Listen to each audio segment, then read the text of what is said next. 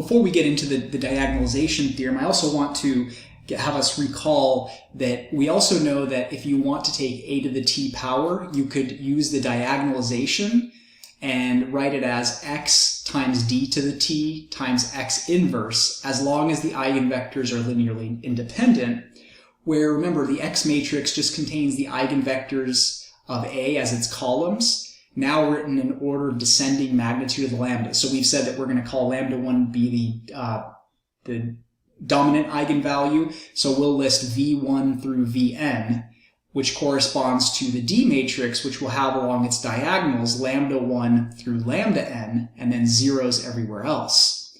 So for example, if we wanted to do this for t equals 17, a to the 17th times the 2, 1 vector should give me the same answer as taking x, the matrix with the eigenvectors. So the eigenvectors are 1, 0, and 1, 1.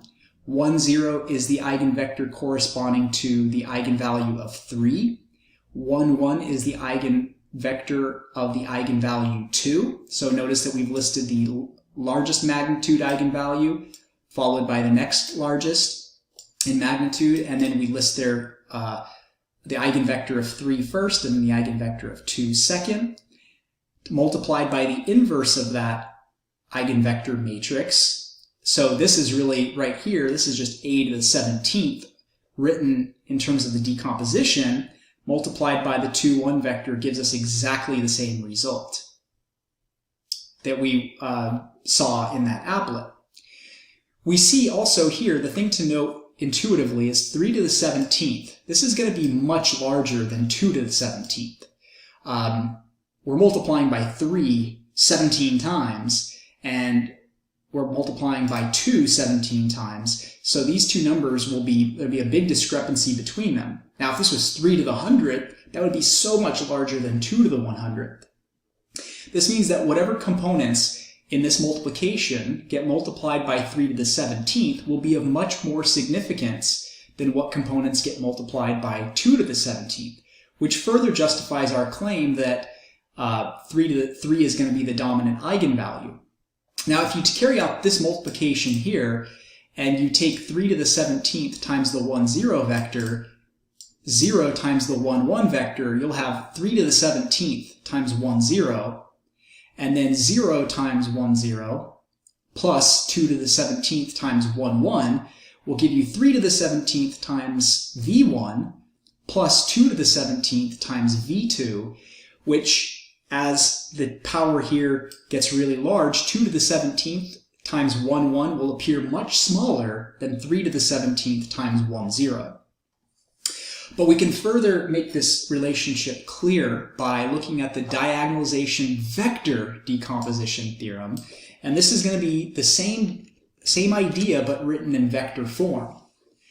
The theorem says that the dominant eigenvalue is the long-run transition factor, the scalar, and the corresponding eigenvector shows the relative ratio of long-run values. What I mean by that is, as this power became large, we noticed that the ratio between the x and the y components is the same as the ratio between the x and the y components of the dominant eigenvector.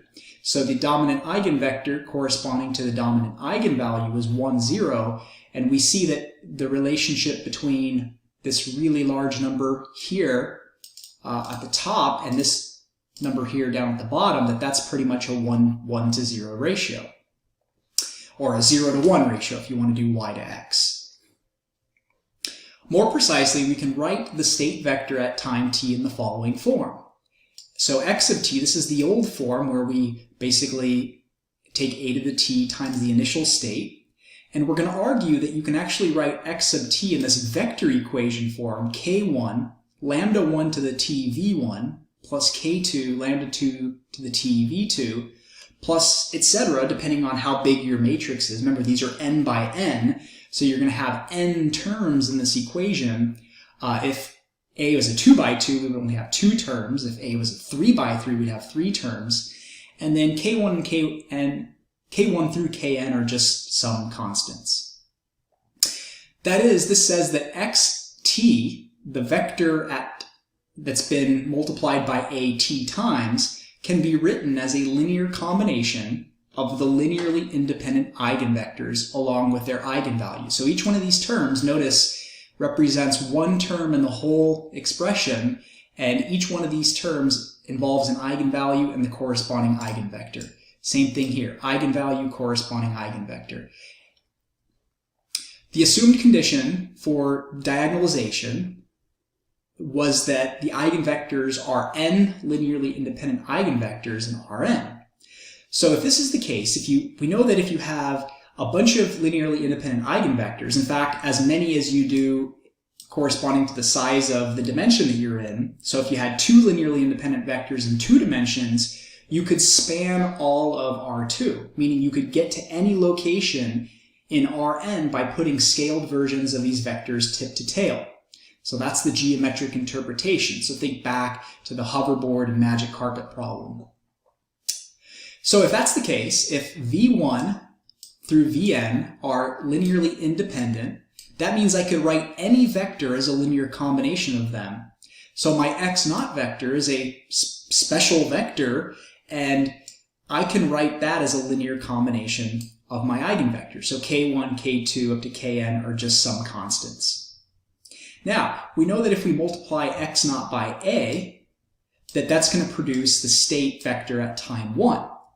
Well, what's x0 equal to? Well, we just said that you can write x0 in terms of the eigenvectors as a linear combination of them, provided they're linearly independent. So all I've done here is replaced x0 with what x0 is equal to, which is k1 v1 plus ... So now when I multiply x0 by a, I'm going to distribute a. Since k1 is a constant, by our properties of matrix algebra, a can pass the k1, a can pass the k2. It just has to stay on the left side of the vector. So we'll have a v1, a v2, a vn.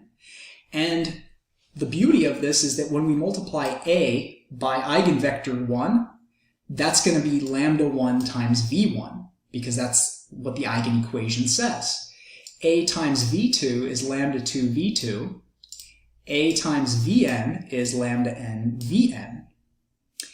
Now, if we do this with a second multiplication, if we wanted the state at time 2, that would be a squared times the initial state.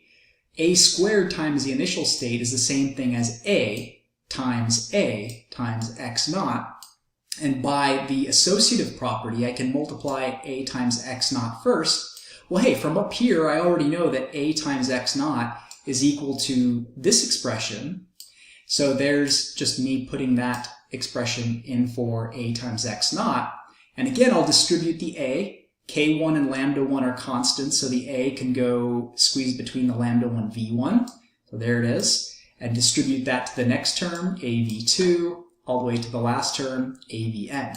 Well, a v1 is still lambda 1 v1, a v2 is still lambda 2 v2, and a vn is still lambda n vn. So that means I could make that replacement in there. And if I look at this, I have k1 lambda 1 v1. Well, lambda 1 times lambda 1 is a scalar times a scalar, which is lambda 1 squared. Lambda 2 is lambda 2 squared. Lambda n times lambda n is lambda n squared. And you can probably see that whatever t is here, that ends up being my exponent on the lambda. So following the pattern, we can confirm that in general, if I wanted the state vector at time t, which is a to the t times x0, that would be the same thing as taking k1 lambda 1 to the t v1 plus k2 lambda 2 t to the t v2, and so on. Okay, so now we've basically just proven this theorem. We've allowed ourselves to justify this by using kind of this math principle of linear independence. And this is why we talk about it, because it helps us do things like this, see things in a different way.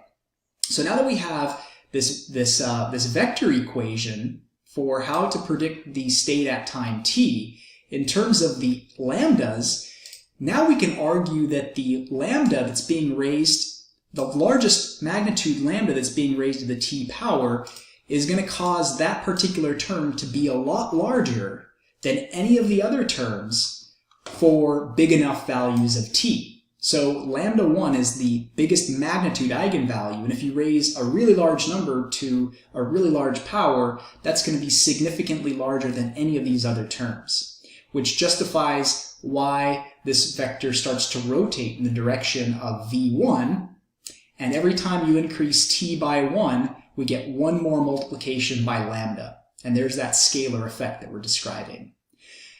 So these k1 through kn's can be found by satisfying that condition, because we just said that k1 through kn are just the scale factors that we have to put on the vectors before we put them together tip to tail to reach the location of where x0's tip is located. These just help us express our initial state vector as a function of the n linearly independent eigenvectors.